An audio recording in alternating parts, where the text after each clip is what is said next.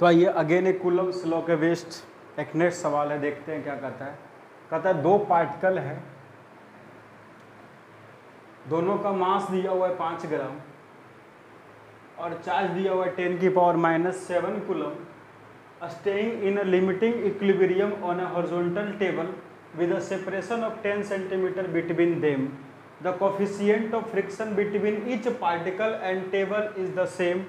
Find the value of this coefficient या coefficient of friction का value पता करना के लिए कहता क्या है क्वेश्चन बाबू। कहता है एक टेबल है,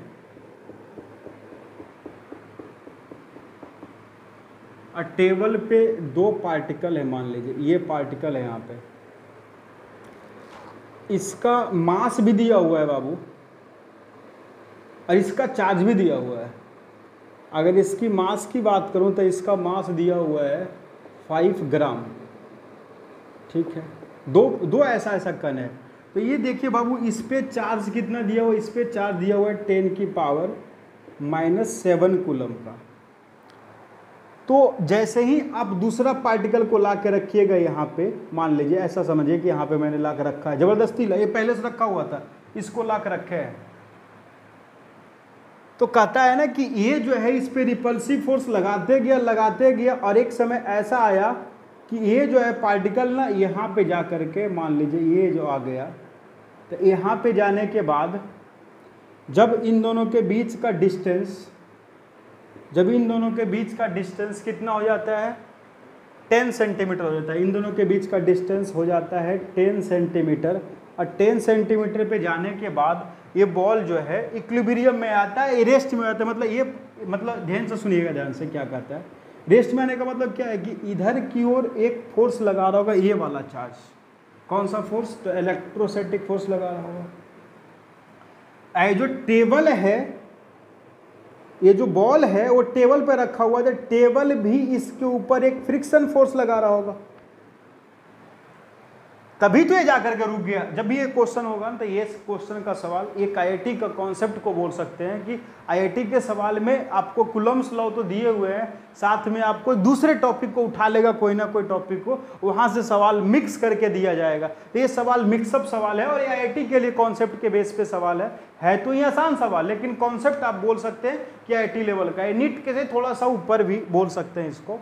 तो यहाँ पे ध्यान से रखिएगा कि ये बॉल पे कहता क्या है बाबू कि ये बॉल इक्विलिब्रियम में, अब इक्विलिब्रियम में 10 सेंटीमीटर जा करके ये बॉल और ये बॉल दोनों का सेम प्रॉपर्टी था, इसका मास 5 ग्राम है, इसका भी मास 5 ग्राम है। ये बॉल भी इधर की ओर रिपल्सन लगा रहा होगा, इलेक्ट्रोस्टैटिक फोर्स, ये भी इधर फ्रिक्शन लगा रहा होगा, तो ये एफ लिमिटिंग मतलब मैक्सिमम फ्रिक्शन फोर्स ही दे रहा होगा। तो आपको पता है कि फ्रिक्शन फोर्स का मान क्या होता है, तो फ्रिक्शन फोर्स का मान होता है बाबू μs × r क्या होता है, नॉर्मल रिएक्शन फोर्स। तो इसका मास नीचे की ओर है, तो वेट किधर लगेगा, नीचे की ओर। रिएक्शन एक टेबल इसके ऊपर एक फोर्स लगाएगा, उसको बोलेंगे रिएक्शन फोर्स। तो रिएक्शन फोर्स का मान किसके बराबर हो जाएगा, तो फ्रिक्शन फोर्स हो गया क्या, μs × r का मान कितना हो गया, r का मान हो गया mg।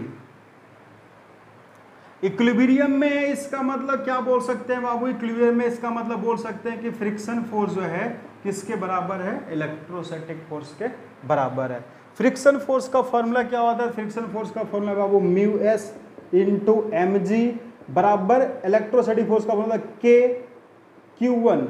तो q1 का मान कितना दिया, q1 का मान दिया हुआ 10⁻⁻7 कूलम और q2 का मान दिया हुआ 10⁻⁻7 कूलम डिवाइड बाई r²। दोनों के बीच का डिस्टेंस, तो दोनों के बीच का डिस्टेंस कितना हो गया, 10 × 10⁻², ये मीटर में आ गया, इसका होल स्क्वायर ये दिया हुआ है।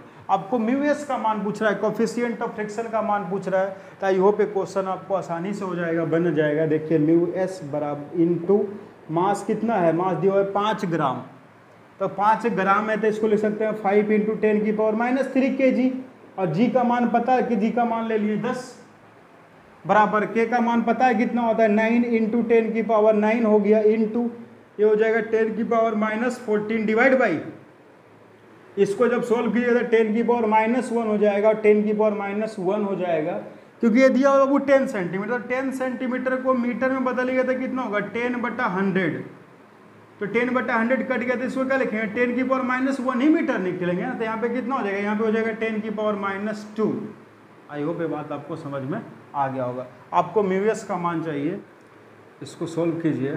म्यू एस इंटू क्या बचेगा 5 इंटू ये कितना हो जाएगा 10 की पावर -2 इज इक्वल टू कितना देख लीजिए 9 इंटू ये पावर ऊपर जाएगा तो ये हो जाएगा प्लस में 11 हो जाएगा, 11 ये 14 मतलब 11 14 घटेगा कितना होगा 10 की पावर -3 हो गया। हाँ 10 की पावर -3। आई होप ये चीज़ आप समझ में आ रहा होगा। तो म्यू एस का मान कितना हो गया 9 इंटू 10 की पावर -3 को डिवाइड कर दिया 5 इंटू 10 की पावर -2 को, तो की बचेगा तो बचेगा 9/5 इंटू ये पावर ऊपर जाएगा तो प्लस का हो जाएगा तो क्या बचेगा 10 की पावर -1 बचेगा। तो इसको जब आप सोल्व कीजिएगा तो 9/5 को जब डिवाइड कीजिएगा तो 1 हो जाएगा 1.8 हो जाएगा और डिवाइड बाई 10 कितना आ जाएगा 0.18 आ जाएगा। इसका मतलब म्यू एस का मान कितना हो गया, म्यू एस का मान हो गया 0.18।